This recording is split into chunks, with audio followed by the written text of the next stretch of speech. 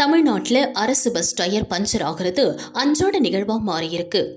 நடு ரோட்ல இறங்கி பயணிகள் பஸ் தள்ளுற காட்சிகளை தினமும் பார்க்குறோம். முறையான பராமரிப்பு இல்லாம அரசு பஸ் நிலைமை அவ்வளவு மோசமாயிருக்கு. அதுலயும் பெண்களுக்கு கட்டணம் இல்லாத இந்த பிங்க் பஸ் பத்தி சொல்லவே வேண்டாம். உடஞ்ச சீட்டும் ஓட்ட பஸ்ஸும் பிங்க் பஸ்ஸின் ஸ்பெஷாலிட்டி.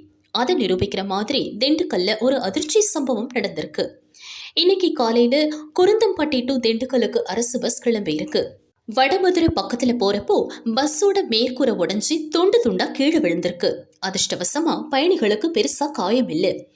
பஸ் ஓரம் கட்டிட்டு பயணிகளை வேற பஸ்ல மாத்தி விட்டுருக்காங்க. அதுக்கப்புறம் காத்துல பறந்த பஸ் தகரத்தை சேர்த்து வச்சு கயிறு போட்டு கட்டி பஸ் மெதுவா டிப்போக்கு ஓட்டிட்டு போயிருக்காங்க.